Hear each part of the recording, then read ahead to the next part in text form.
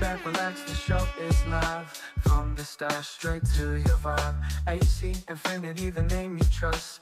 Cannabis talk, no need to fuss. Knowledge flows like a sweet blunt roll.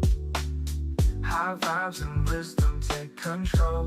Let's go from the stash.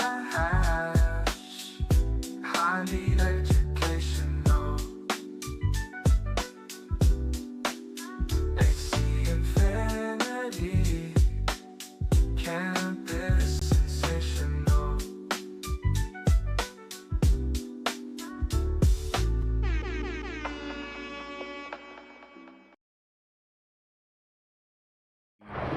From the stash, we were back, baby. What is up, boys? Good to see yous. Good Good to to see see you. yous. Happy Thanksgiving. Hey, how's it going? Oh, hey, whoa. Who's this guy? Whoa, I got real Canadian in here. Ooh, got real Canadian It's in here 2 for a on minute. 2. This happened last time when we were in LA, boys. It was 2 on 2. Two Yeah. Americans, 2 Canadians. We were ganging Yes. up. Troy, Yes, that's great to right. see you, man. Hey, Thanks for thank you so coming much on. for having me. Man, thank you guys for having me on here. Really appreciate it. Gonna see you guys in a week in person. That's pretty cool. I know, man. It was weekly for a minute, and all of a sudden we couldn't line up our meetings, and now fucking here we are. So Yeah. actually, no, we had a meeting the other day. You were there Yesterday, or like yesterday. today. Was it yesterday? Yeah. We spoke a little bit. Anyways, we're here, man, and we figured there's nobody else to bring to discuss some things like plant training overall to increase the yield, other than the king of tucking himself, Troy the Tuck Man, Taylor. Hey, I appreciate it. Or a professor from Scrog School, whichever you like to. Professor from Scrog School. Yeah. Huge shout out to you for Scrog School, man. Episodes are doing fantastic. Love your angles. Love what you're doing. You're so enthusiastic. Concept of apprentice is genius. So yeah, hats off, brother. Love what you're doing over there, man. Thanks, P. I appreciate it, man. Much love. Yes, sir. And I'm excited to get into this topic today. Chris, what are we talking about, man? Going over plant training. And so this is actually something we kind of touched upon in a previous episode, although it was kind of overshadowed by pest management. So talking about pests. And then we really just scratched the surface, did very little talk about the plant training. And so we want to get deeper into it today. The whole episode is going to be dedicated to plant training. So go over like the types of training. And we wanted to break it down between like photoperiod plants and autoflower plants. And also we all have giveaways. So we'll be doing 3 different giveaways today. And then we're going to take it to the tent.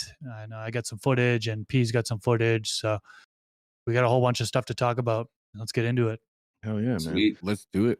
I think it's fair to start with, we're going to be throwing out a lot of terms, a lot of definitions, kind of like, when you get into training, there's HST, LST, super cropping, mainlining, schwazing, you name it. But we kind of throw it out as if everybody kind of knows what we're talking about. So maybe take like 2 minutes and just kind of break down low stress training, LST, high stress training. And that's about where my knowledge ends. So go ahead. Yeah, man, I think when you're looking at low stress training, people look at it oftentimes as the low stress training technique. And that is in a sense, but sometimes that would be looked at as a high stress training technique, funny enough, depending on the bending and the working that you're doing with it. So oftentimes in the low stress training world, we're talking about LST in particular. That's going to be basically bending and tying down the branches to help create an even canopy. It'll help get more light exposure to the lower branches, reduce any of the vertical stretchiness that you'll potentially get with your genetics. And obviously you can fill your tent better if you're getting that canopy even and, even and wide, or if you're utilizing the screen of green technique or scrogging, you're going to prep your plant for that net. Yeah, and I think when it comes to high stress training, that's when you're doing like physical damage to the plant, right? So like super cropping, for example, you're breaking those cell walls and letting that top part flop over. Topping, you're actually either pinching the top or cutting off the top. Film is similar to topping, although it's kind of a different spot where you're trying to top or film.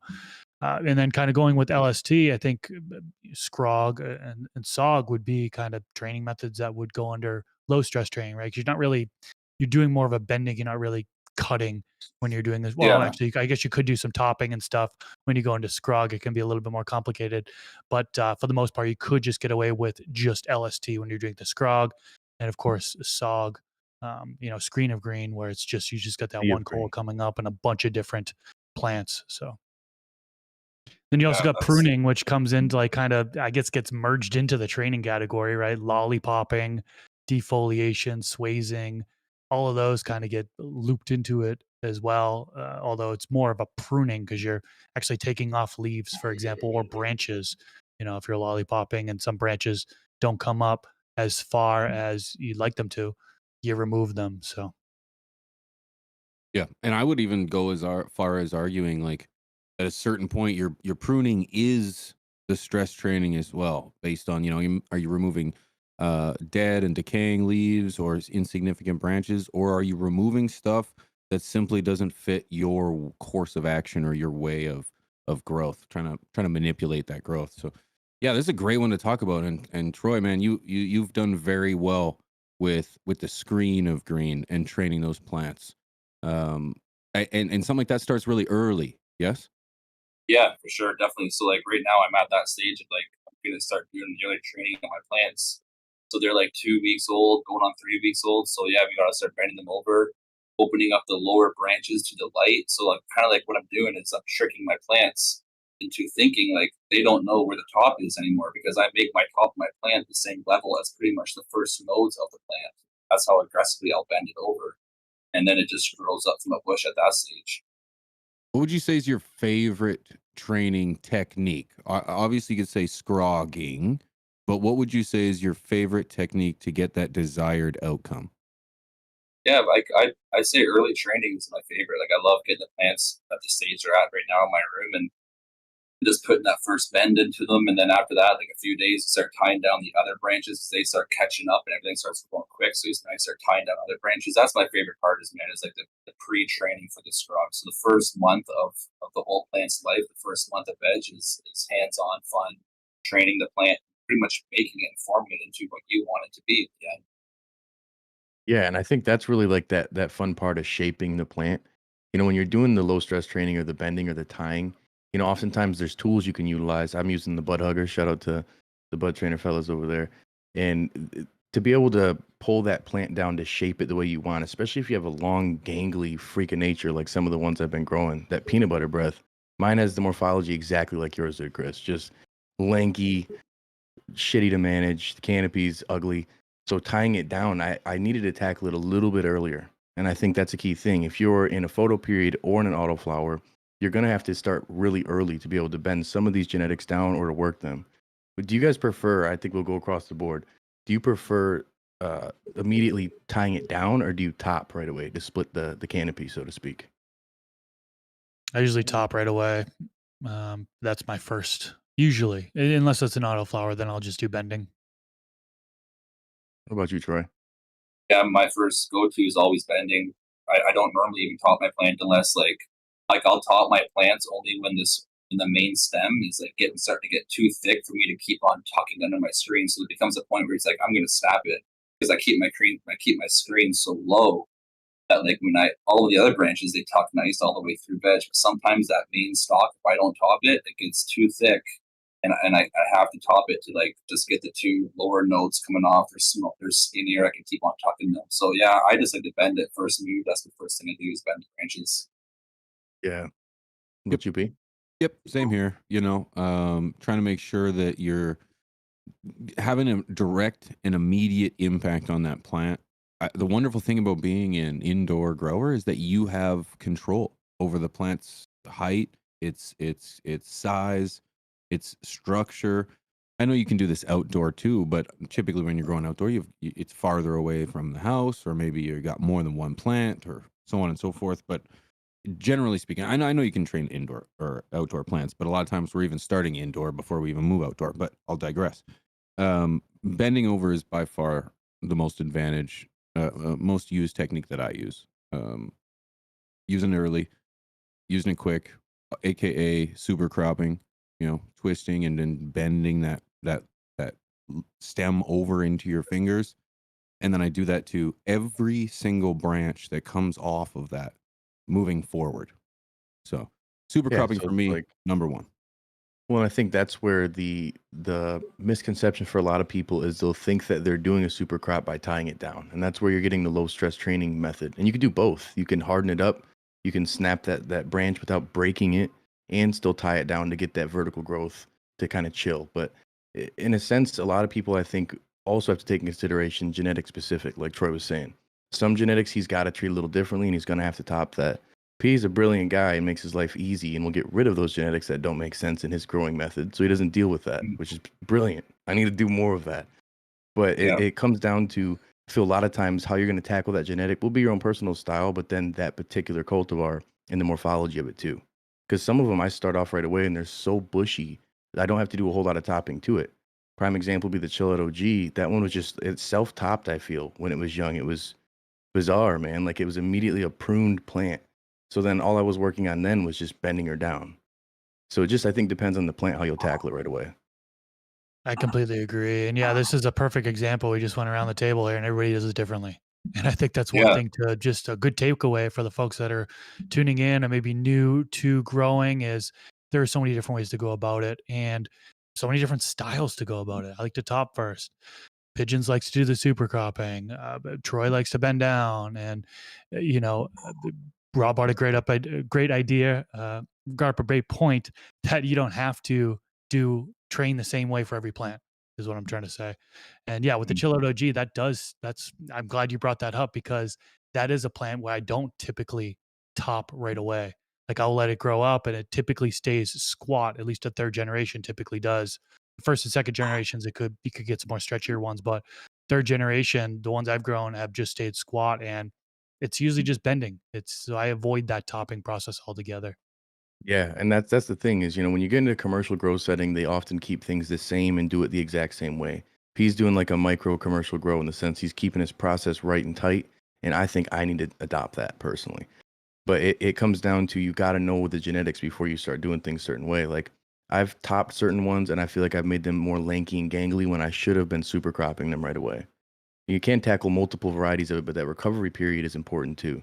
And this will all help down the road for flowering for a bigger yield, but you won't necessarily be speeding up your veg by doing some of these. You may extend that veg period. Hence why, again, with P, you'll normally do what a 60-day veg so you can really work those plants properly. Yeah. Oh, longer than that. Yeah, I'm 6 to 8 weeks minimum. Oh, 60 days. That's 60 Yeah, days. yeah, yeah. You're right. Yep, yep. Longer Math, than that, bro. math. Yeah, longer. I would do it my Canadian weeks whole are life. different. They're Yeah, different it's out there. darker here. It's darker, so it's and colder, so the days are longer. But no, yeah, 60 days, give or take, and I just can't get it to the size that I want in a shorter amount of time because it's got to go through that awkward adolescent stage, and you kind of got to get each and every one of those stems and branches just right. Yeah, I like to make sure that they're sitting pretty before I go. And as a matter of fact, I think Chris has got a really good example of his training techniques Well, in a some little take topping, it to yeah. the tent, People. if I'm not mistaken. Chris? Well, I just wanted to say real quick, Oh, think go about ahead. those things with these training techniques about how much time you have for vegging because one may sacrifice a little bit more of your veg time because it needs more time to recover, but then you can yield more in that sense. To fill out your net for a scrog is going to take more time to veg, but the amount of yield you're going to get per light is probably going to be equal to what you would from a bunch of plants you trained in a quick time and threw them in. It just depends on what works for you. Yeah, let's see some bud. Take it to the tent. Let's take it to the 10. Yeah, so I'm going to show some footage here. I'm going to show you what I do sometimes on some plants. And then also I'm going to show you what not to do. So I've learned some things over the years. I think most recently we sat down on From the Stash podcast with a guest, Dr. Tassa Saldi, and she let us know what something we shouldn't do. So we've scrolled this footage here. So I got the AC Infinity trimmers. Big shout out to them. And I'm using isopropyl alcohol, which is what you shouldn't do. So we recently learned that really using isopropyl to sterilize those trimmers, you should really be using bleach instead. And the reason why is because viroids actually can make things worse if your plant's got a viroid spreading from plant to plant. The isopropyl alcohol doesn't help in that sense. So I now use a bleach solution. It's 1 part bleach to 9 parts water. And this one, I'm just going to actually be pretty aggressive there. I'm topping down because I have other plants I'm going to put into a different grow tent, which I'm trying to maintain the size. Now, some people would just pinch off the top, the very top. Other people will use trimmers and they'll cut. Those I like to call a hard top is using the trimmers to cut. And then, more gentle way to go about it would be to pinch the top. Here's a plant that looks pretty good. I've already done some training topping. I've done some low stress training to make a nice even canopy there. I think it looks pretty good. But one thing it needs is a lollipopping. We talked about that a little bit, and taking off either the lower third or the lower uh, fourth of growth. So I'm going to go in there, just speed up the footage here and just take off the leaves and any branches that aren't going to make it up and reach up and be even with the others. So real little small ones I'm taking off and just going around the whole plant. I'm really not taking off a whole lot. This plant isn't that bushy. And also using the bud trainer clips there. And I'm trying to widen it more. So I'm going to put a clip on each one of the branches, widen it out. That branch right there doesn't need a clip. That's going to actually help. Not putting a clip on there is going to help catch up to the other branches. And then that middle branches, it gets a little tough when you do that. You'll see here once I show the footage the next day is things popped up. So it does recover. Some people might have looked at that and be like, oh, that's kind of weird and aggressive. This is what it looks like the next day. Now that middle one, you could see it's kind of still dominating there. So I need to either use my hands to gently do some low stress training or readjust that clip. And yeah, that's helped widen the plant, and that plant grew up. And it I should have actually included the what it turned out to be because it looked amazing, but it turned out to be fine. Oh yeah, man. I think that's really Yeah. again a prime example of looking how that training you can get almost the same looking plant from different techniques, but it's how you go about it and what works better for you. I mean, if people do the FIM technique or just pinching from the top, the old fuck I missed, that works too for a lot of people. Others will swear by you need super accurate topping every time, and others say that if you top, you're going to stress your plant out too much and you need to just bend it. Genetics are Mhm. so different, really, when it comes down to it. You'll see that some take really good to topping, and the prime example of what Chris just showed there looks beautiful. Did it? Excuse me. Did Did it it? take years Did it look for anyone beautiful? else to realize what FIM stood for, or did you guys know right away? Fred is the man. I think I knew. Did you? I think. Well, I think I read like fuck. I missed. Like, what is that? And then I read into it at that point. I feel like it I should be didn't. like No, it was fermented. fimming and topping, and I always thought fimming, was just slightly off from a top. But I had no idea it was fuck I missed. No idea. It took me at Brandon. least 2-3 years to figure that shit out Yeah, because I don't read.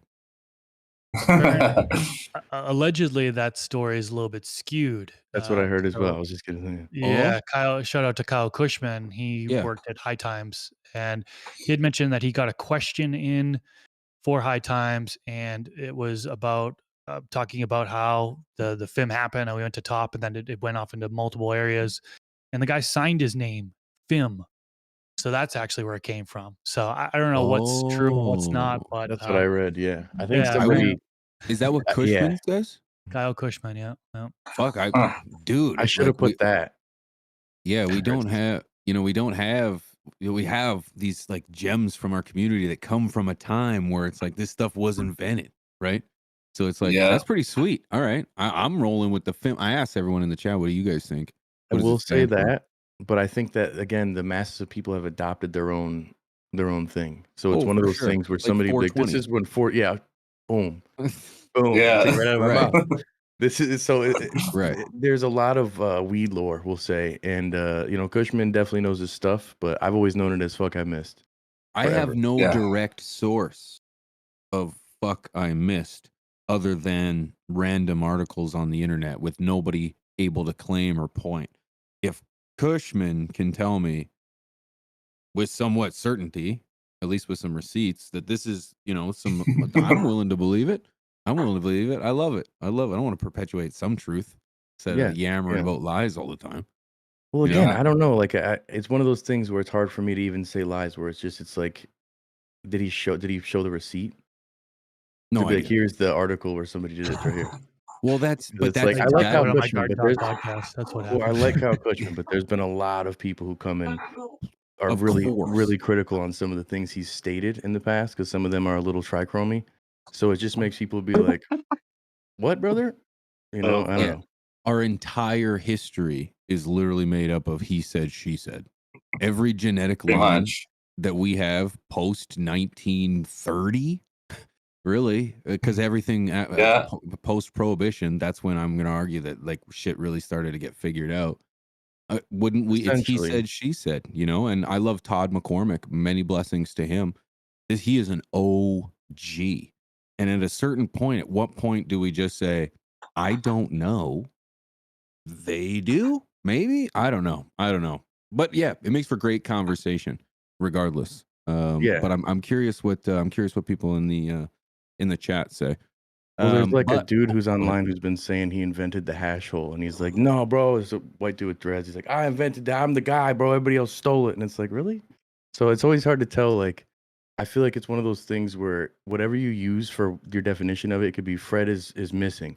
Just make sure you know what it is, not what it Right. is. Yeah. You know what Kick I'm the loose saying? I think thread. that's the key thing. Is just know what it is, and that Yep. technique difference Yep. between topping and fimming. Those are two different techniques. Yep. Yeah. Or So what do you are guys they? find different though? Yeah, like what do They're- you think? What does fimming do that's different than topping? That's So what I I've would ask. noticed more branching out, but it's been sloppier in my opinion. I feel like my uniform growth when it comes to topping usually is a little like I can predict the growth. When it comes to FIM, I'll be like, oh, whoa, I've got 4 branches coming out of here. This is wild. Yeah. Or sometimes I've had just Yeah. 2, sometimes I've had 3. Hmm. So I think that's where Yeah. it's like, The predictability cool. of it, or the Yeah. unpredictability of it. Sorry, or Yeah. Anyways, Impredict? no, I think it's unpredictability. Yes. We'll run with that. But to carry on So with really, go ahead. no, go ahead. Please. No, please. I was No, just go gonna ahead. say, yeah, I was gonna say like what you're doing is when you fim it, you're just really stunting those top nodes, right? And then the lower nodes they kind of catch up as these ones heal, and then they all kind of grow together. So yeah, you get like 4 now or 3 now, but now they're all like in a little cluster. So to scrogging, that's actually pretty cool. But it's kind of weird because I've done it a few times. But it's kind of weird when you go to like bend them over because they kind of grow like a little like a mushroom, like an alien hand with a whole bunch of like tentacles. They all the same, Yeah. so it's hard to position them all. It is kind of tricky, and it's kind of weird how fimming does work like that. Yeah, I do think that topping is more precise overall, and that's where you see commercial grows being very, very rigid in that process is because you can predict the growth more. You know that it's going to get X amount of size. Data will show based on the genetics you've had. But fimming, I do feel like it's a home grow thing to do. It's like beating up your plants, but I've had some great results, you know. Yeah. But I Yeah. think we should roll into a quick giveaway just because we've been going for a minute. People watching, you know, trivia. Let's Make do sure it. they're paying attention. Let's do it. And like, if you want to run that first question, I can't read though, guys. Remember, I'm the illiterate one of the You group. got your glasses on. What do you mean you can't read? I'm illiterate. Can't read. I'm illiterate. He says. Sorry about the Yeah. glasses. So what does You look pretty. GROG stand for? All right. A, small canopy of growth. Super crop of green. Strong canopy, organized growth. Or screen of green. This one's pretty tough. I think only a few That's people a are going to get this one D right. or D. Man, A, that's a B, C, or D. trick. What do you think? You just got to put a letter in the chat, guys. And that'll get your answer in. Don't forget, we got Black Friday coming up too. And Man, make sure 25% off the whole store if you add this code down in the correction, below. it's 10% off site wide, and then an additional 15 if you use your favorite creator's code.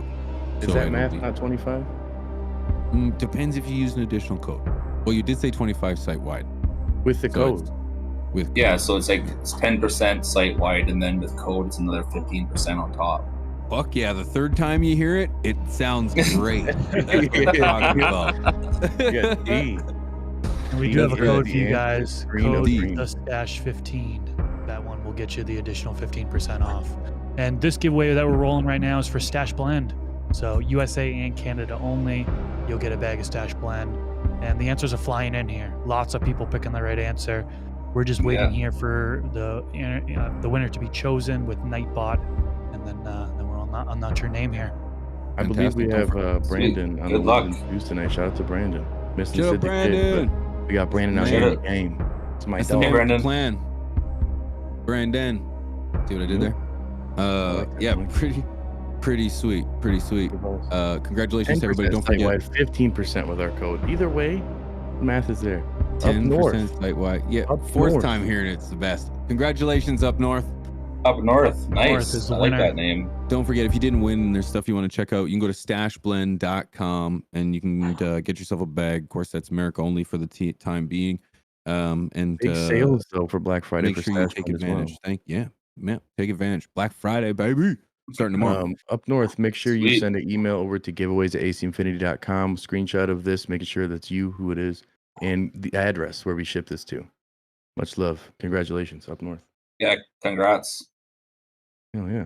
P, do you have Congrats. any footage for Take It to the Tent or what? Yeah, you know what? We we're gonna talk about seedling, veg, and flower. And seeing as you're kind of you starting off the vet or into veg with yours, I'll do mine towards the end of flower or the beginning of the flower one. There we go. Okay, Because it's cool. fitting. It's where I'm at. All right, Um, so we're with photos and autos. Do you treat these differently when they're young? In seedling stage, boys, do you train at that point?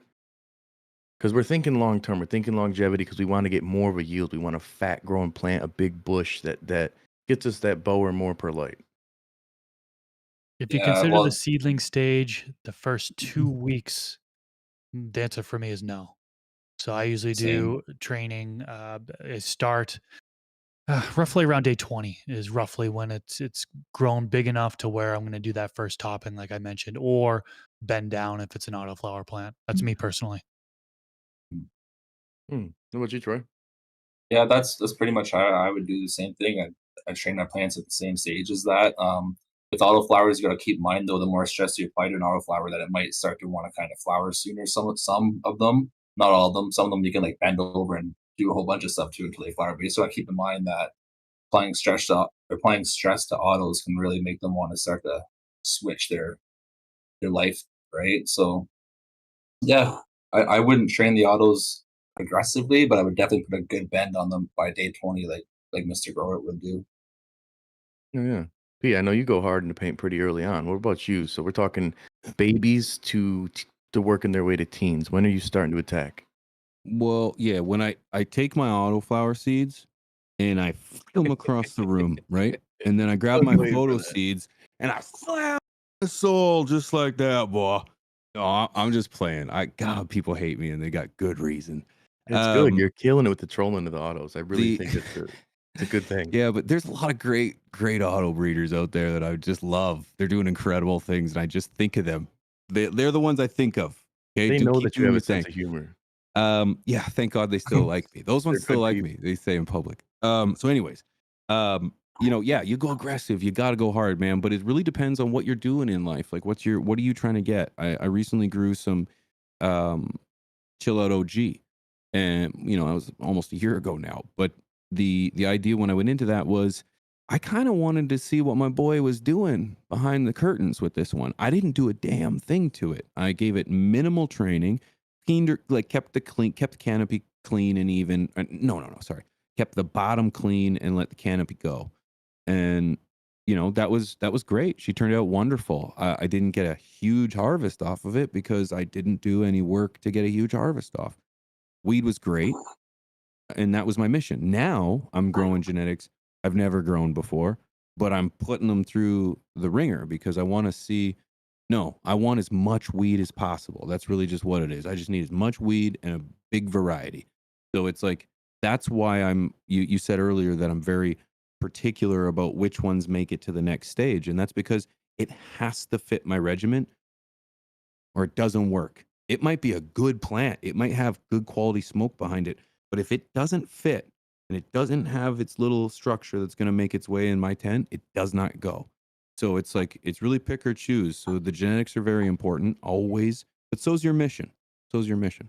Dude, I can imagine Troy, you probably got a similar situation. If it's not a scrogger, some genetics just like you could put into that trellis, but that square footage is wasted because of how lanky the plant is. Like, do you Yeah, do you yeah. not grow certain genetics because of that? Do you get to that 20-day stage and you're like, nah, dude, I'm not training any more of this. There's no point.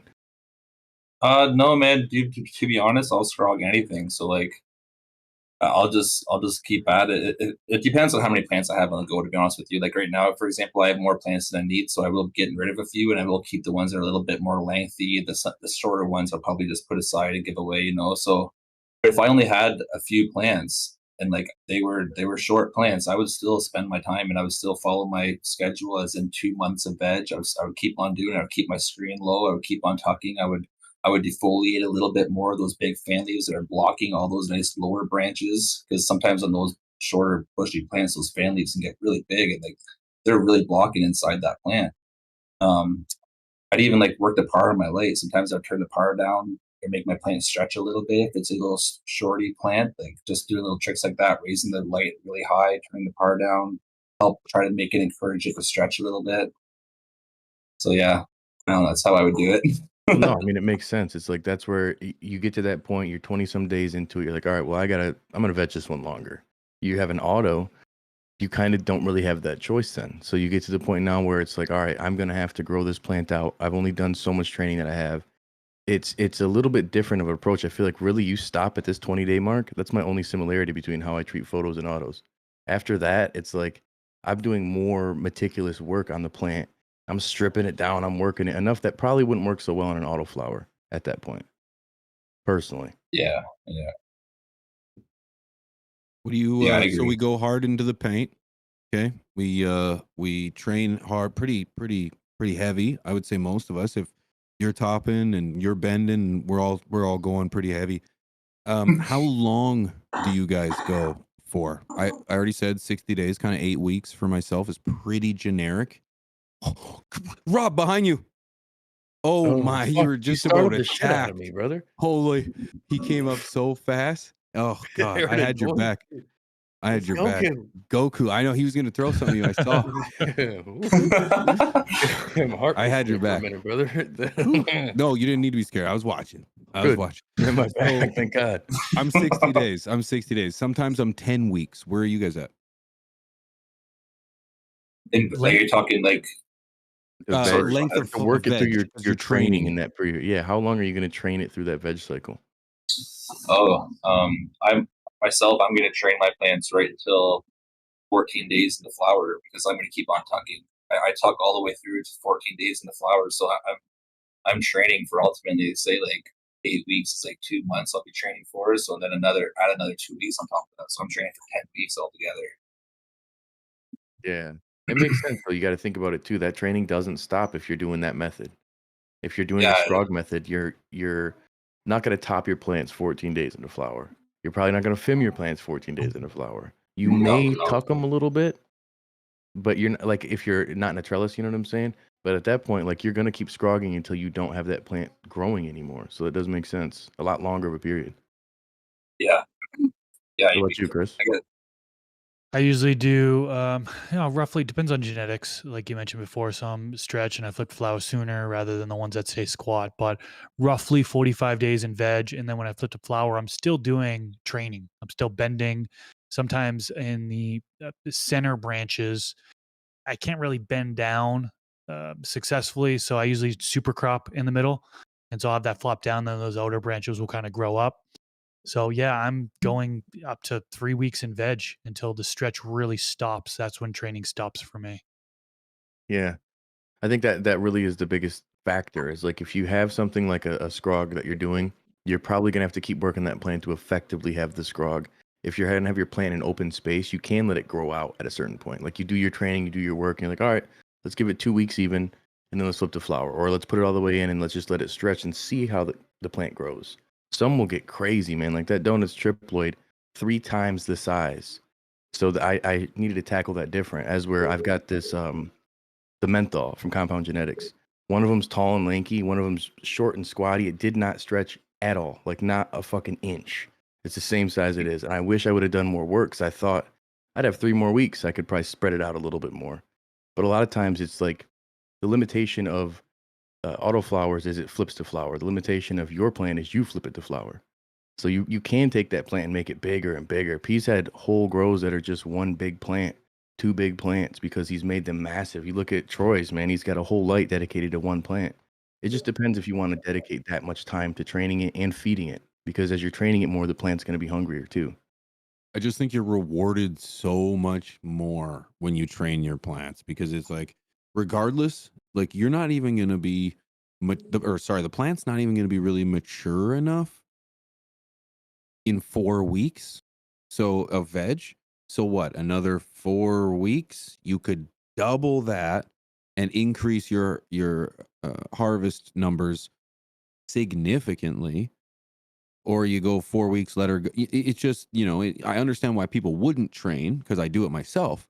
But it seems like if you really want to take advantage, you really want to manipulate and get the most out of it, it's train. Get it out of that Christmas tree and into something like a shield, if you will, Troy. yeah.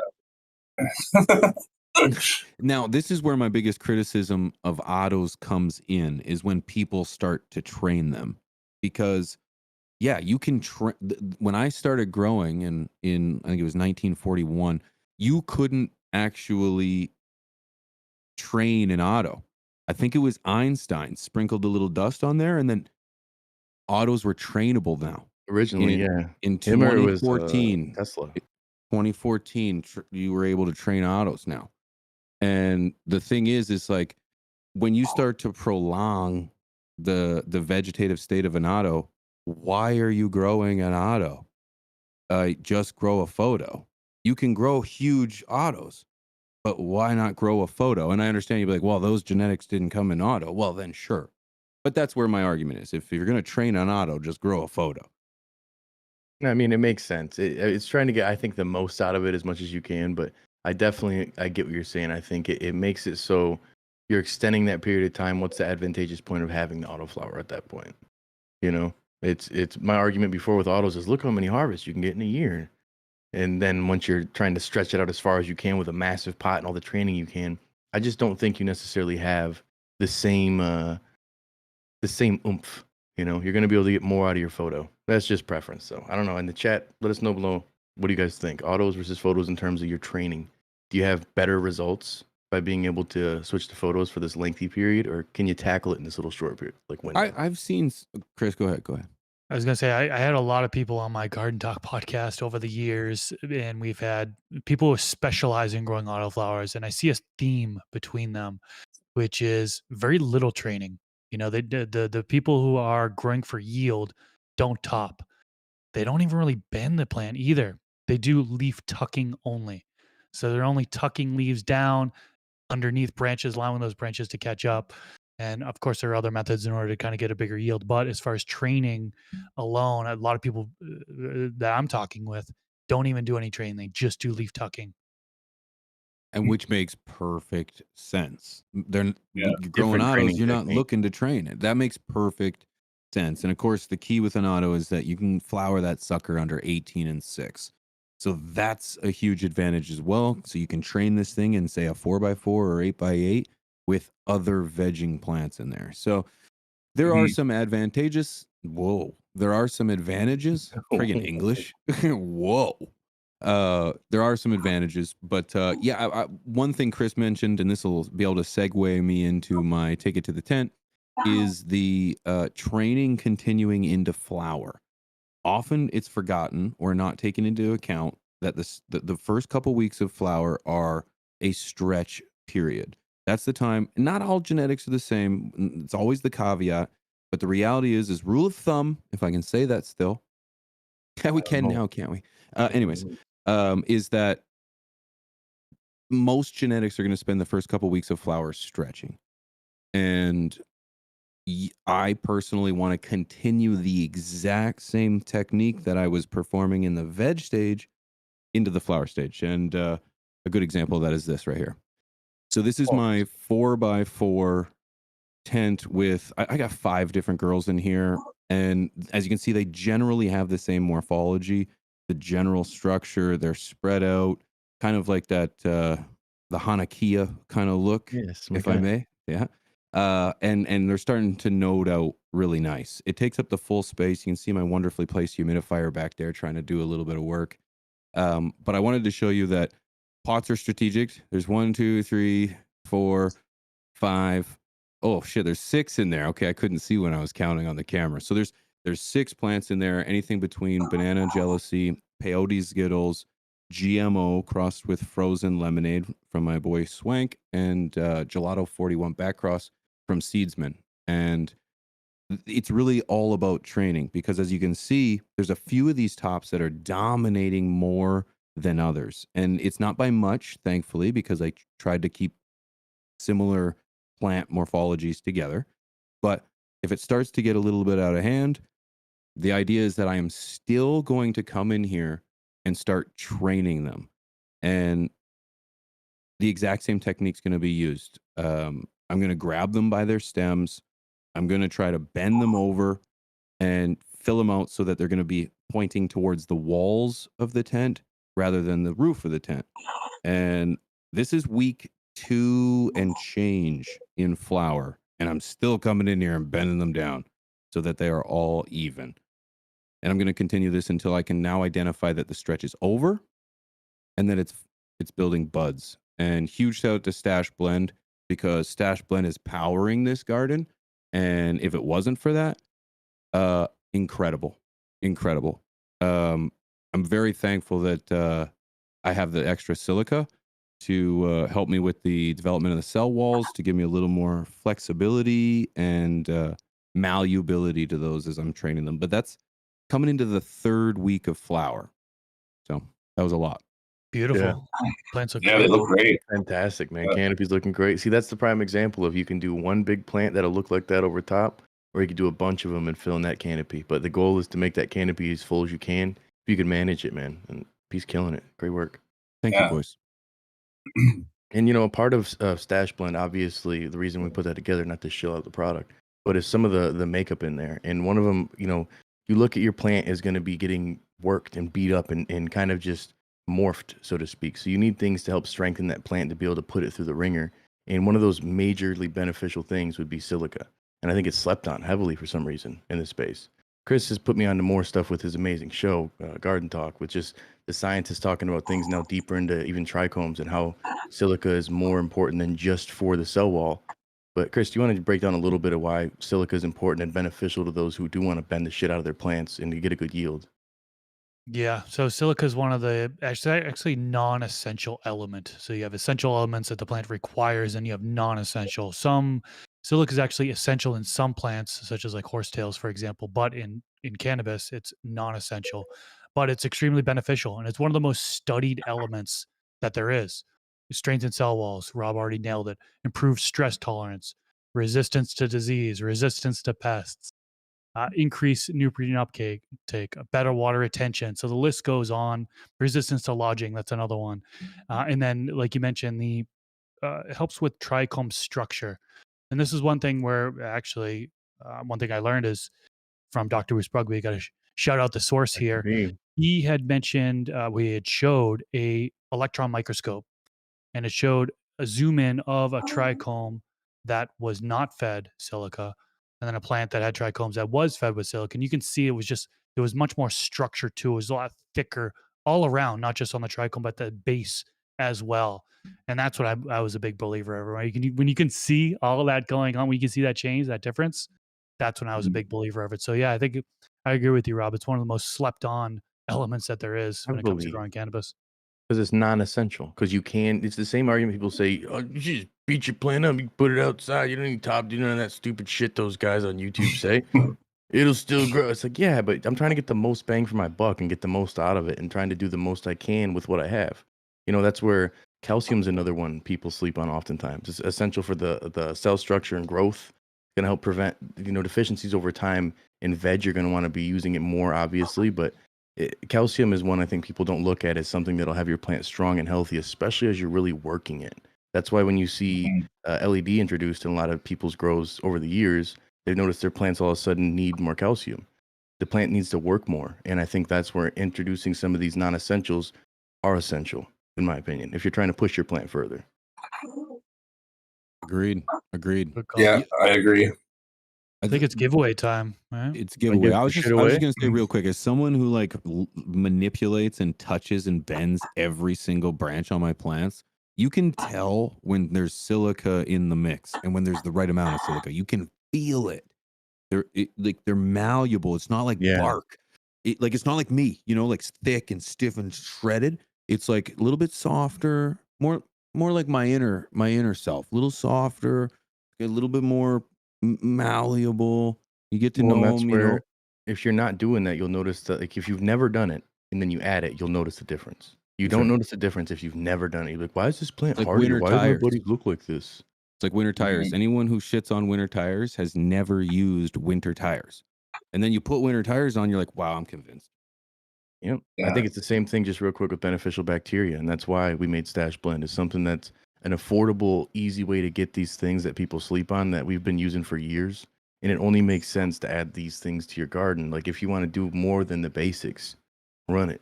Yeah. Get some shit away. I can't read, so you guys. I'll read it. I'm Chris, at are least you gonna read? No, I was gonna say what the Oh, what are prize we giving is. away?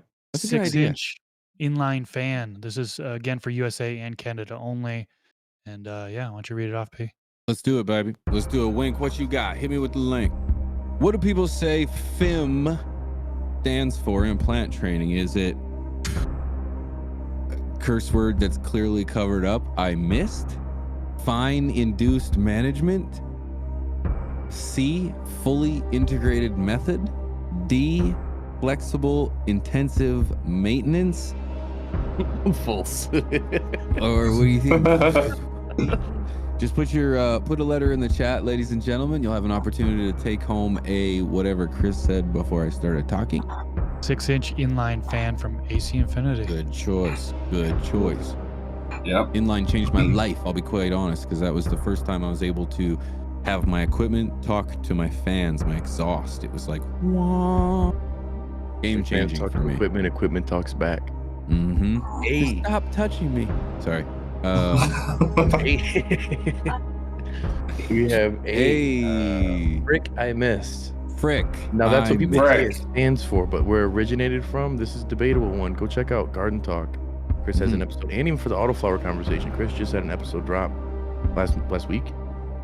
Yeah. And it was going over autoflowers. Like Dave Baker, shout out to him, has the biggest autos I've seen to date. We check him out over on our show From the Stash, highly uncensored. And geez, I never can tell what I was like. Is that a photo? An auto? I don't know. Sometimes you can't tell with the training involved. And the winner Exactly. is. Oh,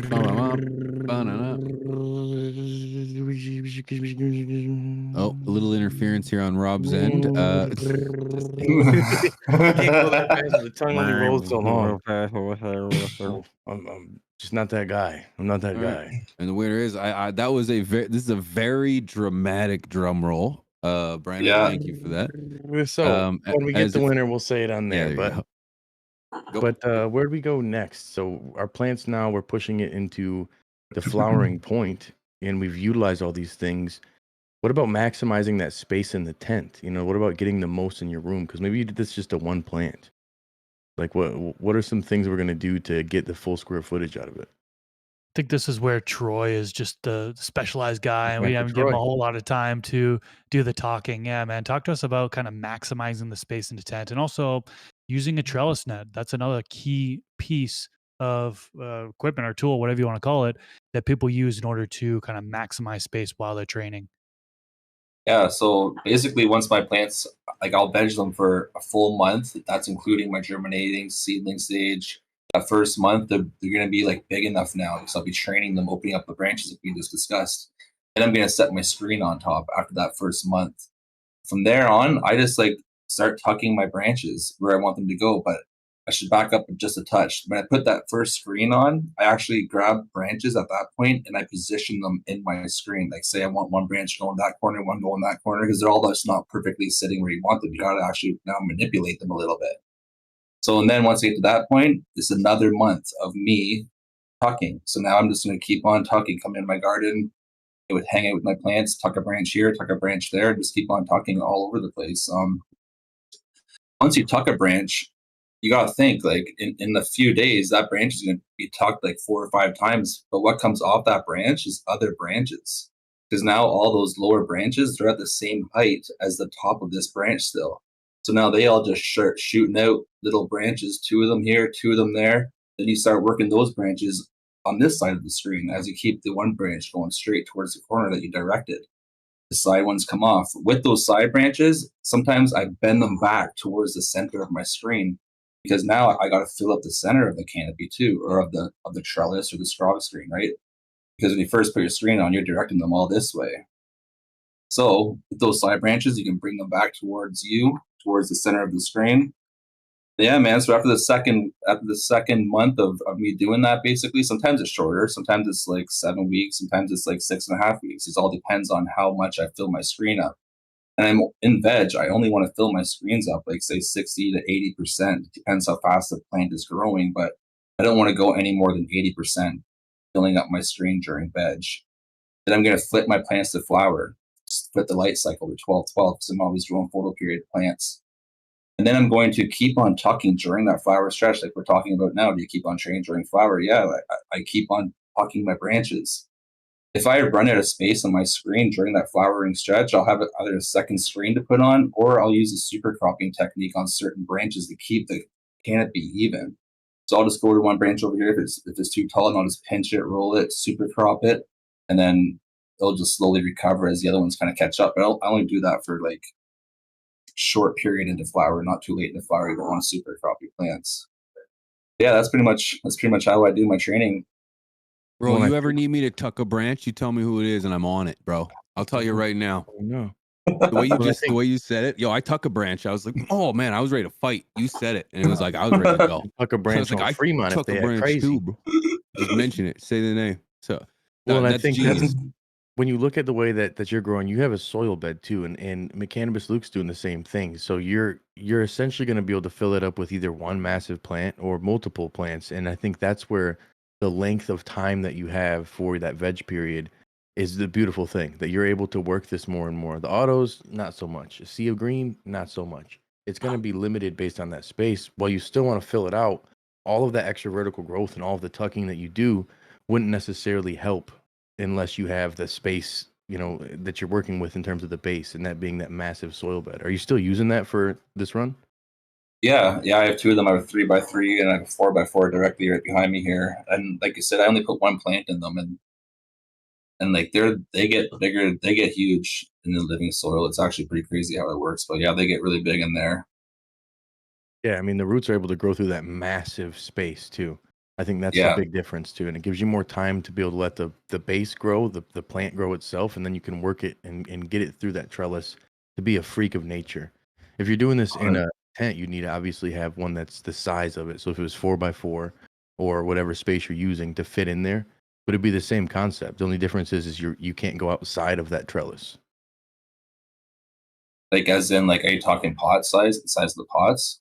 Well, like if let's say you had a 4x4 and you're using a Yeah, 4x4 bed in there, like yeah. if you were outside of a tent, your plants could be a little outside of that trellis, so to Oh speak, yeah, hanging over. But yeah, they yeah, can't when yeah. you're in the tent, they're rubbing against the walls there. So now you got to consider that extra stretch time too of the extra growth when you're in a For tent. sure, for sure. So yeah, it's important to like really, if you're gonna scrog the way that I scrog, or lots of people scrog different ways, but if you get scrog the way that I scrog, then you're gonna want to flip those plants within like, honestly, it depends on how fast they're growing, but you want to be like at least give them 80% of, like, give them 20 more percent to fill that screen. And if they fill it more than that, then you can add on 4-way tees on top of your scrog frames, and you can add like another second trellis. So you can just try to keep it off the side of your tent by using another trellis screen on top of your first trellis screen that you already have. Yeah, that's That a could pro help tip. you. Yeah, That's one, man. If I wish I would have known that years ago, because the fact of when I switched to the tent, I didn't think about plants leaning against the walls, and I ran into some powdery mildew at one point with massive buds and no airflow because they were just packed in there. It's a yeah, great tip, man. yeah. Oh yeah. Peas plants are going to be super packed in like, say, Oh, I dude, I say like know. 4 weeks. It's going to be crazy in there, man. It's gonna be it's gonna be crazy. Yeah, it's gonna be just Lots of air movement is going to be key for that tent. huge. Yeah. Yeah, I have no idea how any of these genetics finish out in regards to bud size or nothing. So, you know what? Quite frank, it's like I've got enough space that if I needed to alleviate a little bit and take one out of there and put them in another tent, I would do it. Yeah. Just to make sure things. I'm not asking for a challenge here. I just want things to move smooth. So, if it gets a Yeah, little tight, I might take a couple out, set up a second tent, and just play it out. yeah. Real quick though, I want to congratulate three honks Three for the honks. win there on the giveaway. Hey. Congratulations. That was for us. 3 honks. Heater. 6-inch inline. Oh, the Inline. inline. Yep. Thank 6 you. inch That was for inline. the Next inline. giveaway is the Congratulations. heater. I'm a The mod. heater Shout is out the next. AC. I got a fucking wrench. Man, congratulations. Yep. Should we Congratulations. just run the next giveaway or what? Why not, Let's baby? do Why it. not? Let's Hi do it. again. Towards Just the end told of in. it, I we think got we should do it. Thanksgiving coming up in the state. Shout out to everybody. Thankful for everyone who pulls up here. Right after that, of course, Black Friday, like midnight of Thanksgiving, or is it tomorrow night? Tomorrow night. It's tomorrow night. Tomorrow Yep. night, yeah, to Black Wednesday night starts. That's crazy. The Stash 15 will add on 15% of the store, so you're gonna have a total of 25% off. Just so I say it properly, marketing. But And yeah, total That's it. 25% off. Yeah, that's it. So pair it with a That's- favorite creator code. Ours is Stash 15. Scrogger's is Scrogger. Scrog. Scrog. Yeah, it's Scrog. Yeah, Cool. thank you. Hell do yeah. it with No, whoever, thank man. you The for thing is, coming on, spread man. it around, whatever works for you. If you're getting multiple things, dude, the deals are crazy, man. I can't even believe it's this high of a discount. So shout out to the crew over at AC Yeah. Infinity, man. It's Huge, the Yeah, so man. largest no, one no ever. shit. I Again, I'm think. a Let's do a literate. giveaway. Wink with the link. What you got, boy? Sale starts at 12 can't a.m. Pacific time tonight / tomorrow. Okay. Yes. So, which nutrient is essential for strengthening plant cell walls? A, calcium. B, silica. C, potassium. Or D, phosphorus. Put your answer in the chat. This one may be some controversy. Chris brought this one up, brought to my attention. This is why we Yeah. gotta get together for the questions before I do it. No, I think it's fair. I think it's fair. I think in regards to how much conversation we had and the points we touched on, I think this one's pretty good. And if anyone does have an issue with the answer, Bro, we'll tuck the please feel fuck outta free to write a small note, put it in an envelope, and just tuck it underneath your chair. Because nobody cares. Yeah. But the winner is B, silica, or the winner. The answer is B, silica. Yeah. Silica. Let me get in that heater. It's getting cold too. It's 30-some degrees here. I'm being told it's gonna snow in like tomorrow. I thought it was gonna wait until I was heading out to Vegas, man. We got the home grower takeover, boys. Oh yes. Oh, home Coming grower up. We're takeover, all baby. meeting up. It's gonna be Wednesday Stoked. at 1 p.m. local Las Vegas time. We're all meeting outside to get fucking faded. And then we're Mhm. gonna pull up on the Seedsman booth and go get some free genetics. So Yeah. pull up. It's gonna be a great time. Yeah, I'm That's gonna be awesome. super stoked. Yeah. Me too. Is A little tom- anxious, but I'm stoked. Is tomorrow Scrog School? Thursday. will be. No. What Next day is it? Thursday. It's Next Thursday. I'm sorry, it was last Thursday, right? So next thanks. Thursday here, ACI. Those, as I 7:30. mentioned earlier on the top of the show was going great. What time can people tune in for that, Troy?